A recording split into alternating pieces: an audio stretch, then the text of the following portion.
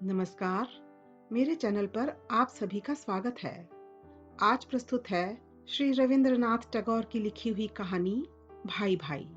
कहानी शुरू करने से पहले आप सभी से मेरा एक अनुरोध है, कृपया मेरे चैनल को सब्सक्राइब कर लें, बेल आइकन को जरूर हिट कर दें ताकि अगली कहानी की नोटिफिकेशन आप सभी को समय पर मिल जाए।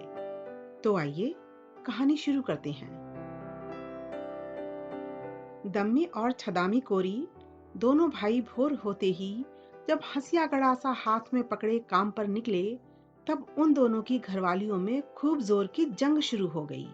आसपास के लोग कुदरत, अनेक प्रकार की खटपट और शोर की भांति इस घर के झगड़े और उससे पैदा हुए कोलाहल के आदी बन गए थे। जोर की चीख पुकार और औरतों की गाली गलौज कान में पड़ते ही लोग आपस में कहने लगते, लो, हो गई शुरू। यानी जैसी की आशा थी, आज भी उस कुदरती सिद्धांत में कोई अंतर नहीं पड़ा। भोर होते ही पूरब में दिवाकर के उदय होने पर जैसे कोई उसका कारण पूछने की धृष्टता नहीं करता, ठीक वैसे ही कोरियों के इस घर में जब दोनों गृहिणियों में जंग और गाली गलौज शुरू हो जाती, तो फिर उसका कारण जानने के लिए आसपास के किसी भी व्यक्ति को किंचित मात्र भी आश्चर्य नहीं होता। हाँ, इतना अवश्य है कि यह कलह या रोज रोज का झगड़ा आसपास के लोगों की अपेक्षा दोनों भाइयों को बहुत परेशान करता है। इस पर भी वे इसे विशेष परेशानियों में नहीं गिनते। उनके मानसिक भाव ऐसे हैं मानो विश्व यात्रा का लंबा सफर किसी इक्के में बैठकर काट रहे हैं और उसके बिना कमाने के पहियों के निरंतर धड़धड़ शब्द को उन्होंने जीवन यात्रा के विधि विहित सिद्धांतों में ही मिला लिया है। अपितु घर में जिस दिन कोई शोरगुल नहीं होता, चारों ओर नीरवता सी छाई रहती है। उस दिन किसी प्रकार की मुसीबत आ जाए, इस बात पर कोई अनुमान भी नहीं कर सकता। हमारी कहानी का कथानक जिस दिन से आरंभ होता है, उस दिन संध्या को दोनों भाई मेहनत मजदूरी करके थके मांदे जब घर लौटे तो देखा घर में सन्नाटे का साम्राज्य है। बाहर काफी गर्मी है। दोपहरिया भर खूब जोर की गर्मी रही और अब भी मेघ गरज रहे हैं। हवा का चिन्ह तक भी नहीं। वर्षा से घर के चारों ओर का जंगल और घास आदि बहुत ऊंचे ऊंचे हो गए हैं। वहां से पानी में डूबे हुए पटसन के खेत में से दुर्गंध सी निकल रही है और उसने चारों ओर चार दीवारी सी खड़ी कर दी है। गुहाल के पास वाली छोटी सी तलैया में मेंढक टर्रा रहे हैं और संध्या का निस्तब्ध गगन मानो झिंगुरों की ध्वनि से बिल्कुल पूर्ण सा हो गया है। समीप में बरसाती नदी पद्मा नए नए बादलों से घिरकर और भयानक रूप धारण करके आजादी का रसास्वादन कर रही है तथा अधिकांश खेती को डुबोकर बस्ती की ओर मुंह बनाए बढ़ रही है। यहाँ तक कि उसने आसपास के दो चार आम कटहल के वृक्षों को उखाड़कर धरा पर लिटा दिया है और उनकी जड़ें उसके पानी में से झलक रही हैं, मानो वे अपनी उंगलियों को गगन में फैलाकर किसी अंतिम अवलंब को पकड़ने का प्रयत्न कर रही हों। दम्मी और छदामी उस दिन गांव में जमींदार के यहाँ गार में गए थे। उस पार की खेती पर धान पक गए हैं। वर्षा के पूर्व ही धान काट लेने के लिए देश के निर्धन किसान और मजदूर सब कोई अपने अपने खेतों के काम पर पटसन काटने में लग गए हैं। केवल इन दोनों कोरियों को जमींदार के कारिंदे जबरदस्ती बेगारी में पकड़कर ले गए थे। जमींदार की कचहरी के छप्परों में से पानी टपक रहा था। उसकी मरम्मत के लिए और कुछ टट्टियां बनाने के लिए वे दोनों सारा दिन परिश्रम करते रहे। दो टूक पेट में डालने तक का मौका नहीं मिला। कचहरी की ओर से थोड़े से चने खाने को मिल गए थे। इसके अलावा हक की मजूरी मिलना तो दूर की बात, वहां उन्हें गालियां और फटकार ही मिली। वे उनकी मजूरी से कहीं ज्यादा थी। कीच गारे में से किसी प्रकार निकल और पानी में होकर बड़ी मुश्किल से दोनों भाई संध्या समय पर घर पहुंचे। देखा तो छोटी बहू चंदा छाती पर आंचल बिछाए चुपचाप औंधी पड़ी है। सावन की बदली की तरह उसने भी दिन भर अश्रु बहाकर आंखों को हल्का किया है और अब शांत होकर हृदय को खूब गर्म कर रखा है। तथा बड़ी बहू अपना मुंह फैलाए द्वार पर बैठी थी। उसका 1.5 साल का बच्चा बिलख रहा था। दोनों भाइयों ने जब घर में पैर रखा तो देखा कि बच्चा नंग धड़ंगा चौके में एक ओर औंधा पड़ा सो रहा है। भूख से व्याकुल दम्मी ने घुसते ही कहा, उठ, परोस खाने को। बड़ी राधा एक साथ जोर से बोल उठी, मानो कागज के ढेर में कोई चिंगारी पड़ गई हो। बोली, खाने को है क्या जो परोस दूं? चावल तू दे गया था, मैं क्या खुद जाकर कमा लाती? सारे दिन की थकान और डांट फटकार सहने के बाद निराहार निरानंद अंधेरे में जलती हुई जठराग्नि पर घरवाली के रूखे शब्द, विशेषकर आखिरी वाक्य का छिपा हुआ असंतोष, दम्मी को सहसा न जाने कैसे सहन न हुआ। क्रोधित सिंह की तरह वह चिल्लाकर बोला, क्या हुआ? इतना कहकर उसी क्षण हंसिया उठाकर घरवाली के सिर पर दे मारा। राधा अपनी देवरानी के पास जाकर गिर पड़ी और वहीं दम तोड़ दिया। चंद्रा के वस्त्र खून से लथपथ हो गए। वह हाय अम्मा क्या हो गया कहकर व्रंतदन कर उठी। छदामी ने आगे बढ़कर उसका मुंह दाब लिया। दम्मी हंसिया फेंककर गाल पर हाथ रखे भौचक्के की तरह पृथ्वी पर बैठ गया। बेटा जाग गया और भय के मारे चिल्ला चिल्लाकर रोने लगा। बाहर का वातावरण तब तक पूर्ण रूप से शांत था। अहीरों के बालक गाय भैंस चराकर गांव को लौट रहे थे। उस पार की रेती पर जो लोग धान काटने गए थे, वे 5-5, 7-7 की टोली में एक छोटी सी नाव पर बैठकर इस पार आकर अपनी मेहनत में 2-4 पूला धान का सिर पर लादे अपने अपने घर में जा पहुंचे थे। गांव के रामलोचन चाचा डाक खाने में पत्र डालकर घर लौट आए थे और सब कामों से निपटकर चुपचाप बैठे तंबाकू का मजा ले रहे थे। एकाएक उन्हें याद आया कि उनके किसान दम्मी पर लगान के कुछ रुपए बाकी हैं। आज के दिन वह देने का वायदा कर गया था। यह सोचकर कि अब वह काम से लौट आया होगा, रामलोचन कंधे पर दुपट्टा डालकर और हाथ में छतरी ले उसके घर की ओर चल दिए। दम्मी और छदामी के घर में घुसते ही उनके रोंगटे खड़े हो गए। देखा तो घर में दिया तक नहीं जल रहा था। आंगन अंधेरे से भरा हुआ था और उस अंधेरे में 2-4 काली छाया सी अस्पष्ट रूप से दिखाई दे रही थीं। रह रहकर बरामदे में से किसी के रोने की आवाज आ रही थी और कोई उसे रोकने का प्रयत्न कर रहा था। रामलोचन ने तनिक शर्माते हुए पूछा, दम्मी है क्या? दम्मी एक प्रतिमा के समान चुपचाप बैठा था। अपना नाम सुनते ही वह सिसक सिसक कर अबोध बालक की तरह रोने लगा। छदामी झटपट बरामदे में से उतरकर रामलोचन चाचा के पास आंगन में आ खड़ा हुआ। रामलोचन ने पूछा, औरतें कलह करके मुंह फुलाए पड़ी होंगी, इसी से अंधेरा है क्यों?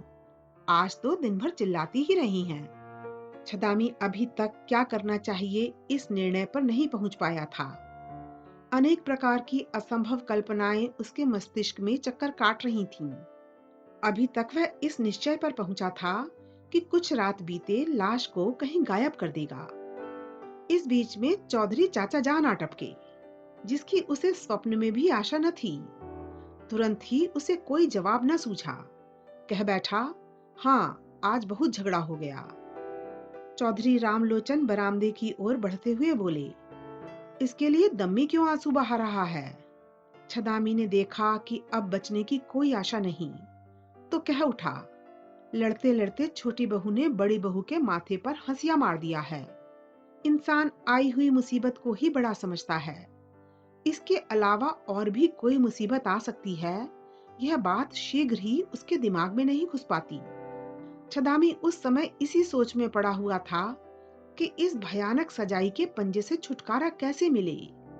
लेकिन झूठ उससे भी बढ़कर मुसीबत खड़ी कर सकता है, इस बात का उसे तनिक भी ध्यान न था। रामलोचन के पूछते ही तुरंत उसके दिमाग में जो उत्तर सूझा वही उसने कह डाला। रामलोचन ने चौंक कर पूछा, हैं? क्या कहा? मरी तो नहीं? छदामी ने उत्तर दिया, मर गई। इतना कहकर उनके पांवों पर गिर पड़ा। चौधरी महाशय बड़े असमंजस में फंस गई। सोचा कि भगवान ने न जाने संध्या समय कौन सी मुसीबत में फंसा दिया। कचहरी में गवाही देते देते प्राण खुश्क हो जाएंगे। छदामी ने किसी भी प्रकार उनके चरणों को नहीं छोड़ा।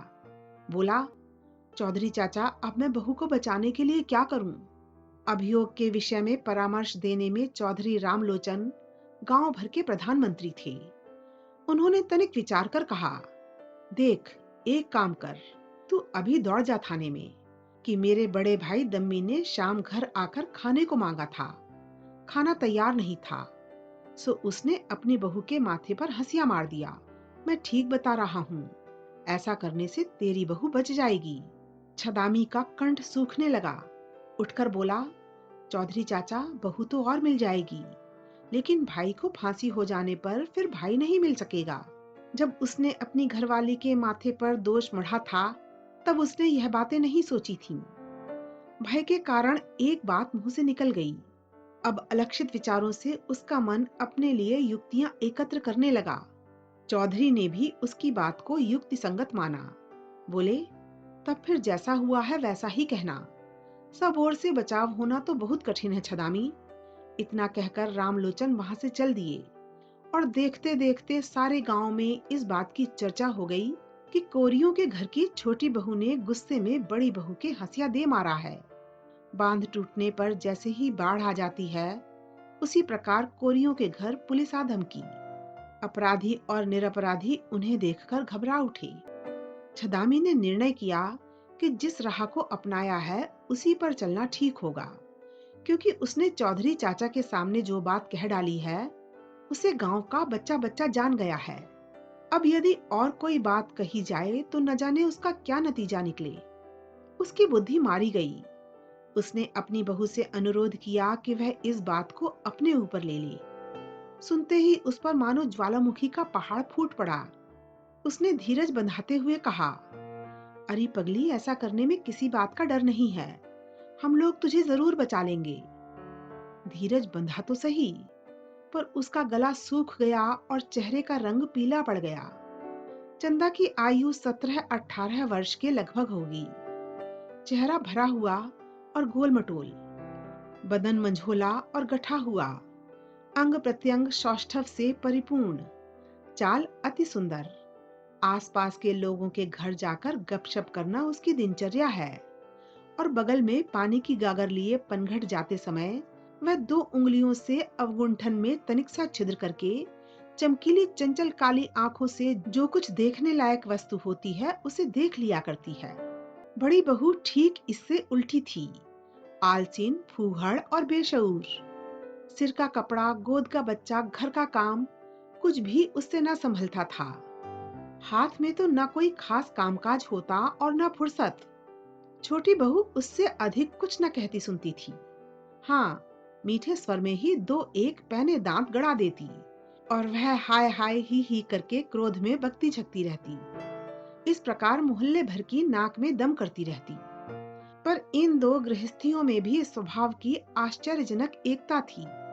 दम्मी देह में कुछ लंबा चौड़ा हट्टा कट्टा है, चौड़ी हड्डियों, भद्दी नासिका, दुनिया से अनभिज्ञ आंखें। ऐसा भोला भाला किंतु भयानक आदमी कोई विरला ही होगा। और छदामी ऐसा लगता था जैसे किसी काले पत्थर को बड़ी मेहनत से कोंदकर कोई प्रतिमा तैयार की गई हो। तनिक भी कहीं बाहुल्य एवं समानता नहीं। उसका प्रत्येक अंग स्थूल एवं शक्ति से परिपूर्ण था। चाहे तो ऊंची से ऊंची चट्टान से नीचे कूद पड़े, चाहे किसी पेड़ की टहनियों को एकदम खाक कर दे। हर एक कार्य में उसके चातुर्य की स्पष्ट झलक दिखाई देती थी। वह बड़े बड़े काले बालों को तेल में डुबो जतन से कंधे तक लटकाए रहता था। इससे स्पष्ट था कि वह अपनी देह की सजावट में विशेष ध्यान रखता है और ग्रामवासियों के सौंदर्य की ओर से वास्तव में वह उदासीन न था। फिर भी वह अपनी घरवाली को बहुत चाहता था। दोनों में झगड़ा भी होता और मेलजोल भी। कोई किसी को हरा नहीं पाता था। दोनों ही अपने दांवों को खेलते हुए जीवन की डगर में आगे बढ़े जा रहे थे। इस दुर्घटना के कई दिन पहले से दंपति में बहुत अधिक तनातनी चल रही थी। बात यह थी कि चंदा ने देखा कि उसका घरवाला काम के बहाने कभी कभी दूर चला जाता है, यहाँ तक कि 2-1 दिन बाहर बिताकर घर लौटता है और कुछ कमा धमाकर लाता नहीं। उसके बुरे लक्षणों के कारण वह उस पर कड़ी नजर रखने लगी और ज्यादती भी करने लगी। उसने भी पनघट पर चक्कर काटने शुरू कर दिए और मोहल्ले भर में अच्छी तरह घूम फिरकर घर आकर काशी प्रसाद के मंझले बेटे की बहुत प्रशंसा करने लगी। इससे परिणाम यह निकला कि छदामी के दिन और रातों में मानो किसी ने विष घोल दिया। काम धंधे में उसे पल भर के लिए भी चैन नहीं पड़ता। इसके लिए उसने एक बार भाभी को खूब डांटा फटकारा। जवाब में भाभी ने खूब हाथ हिलाकर झमक झमक कर उसके स्वर्गीय बाप को संबोधन करके कहना शुरू कर दिया, वह औरत आंधी के आगे आगे भागती है, उसे मैं संभालूं।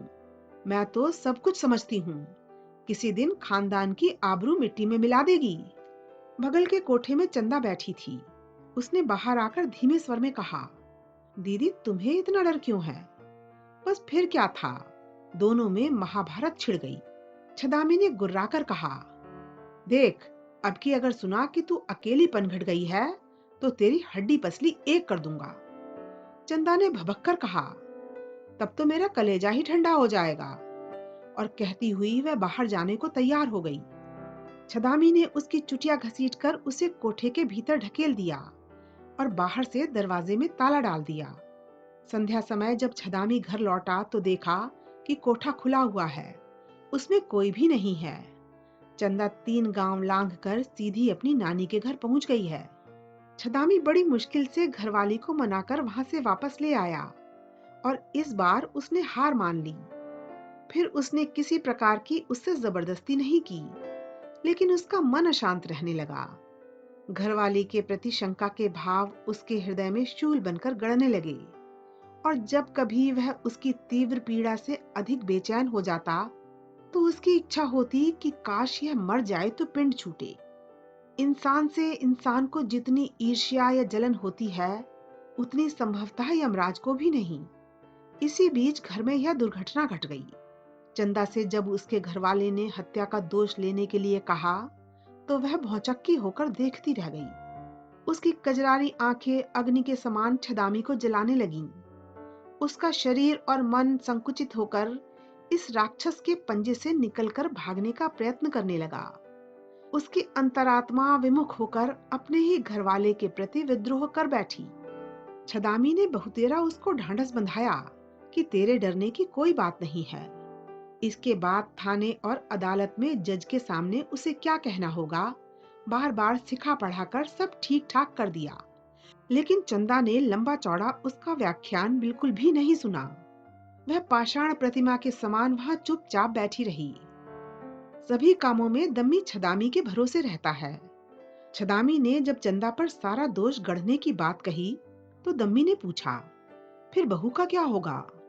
छदामी ने कहा, उसे मैं बचा लूंगा। भाई की बात सुनकर हाँ हाँ कर दम्मी निश्चिंत हो गया। छदामी ने चंदा को सिखा दिया था कि तू कहना, दीदी मुझे हंसिया लेकर मारने आई थी। सो मैं भी हंसिया लेकर उसे रोकने लगी। अचानक वह उसके लग गया। ये सब बातें चौधरी रामलोचन की बनाई हुई थीं।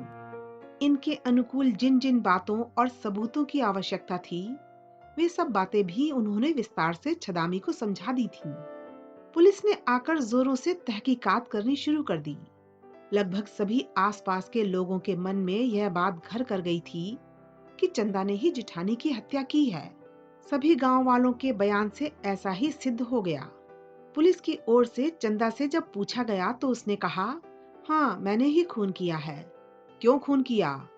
वह मुझसे डाह रखती थी। कोई झगड़ा हुआ था? नहीं। वह तुम्हें पहले मारने आई थी? नहीं। तुम पर किसी किस्म का अत्याचार किया था? नहीं।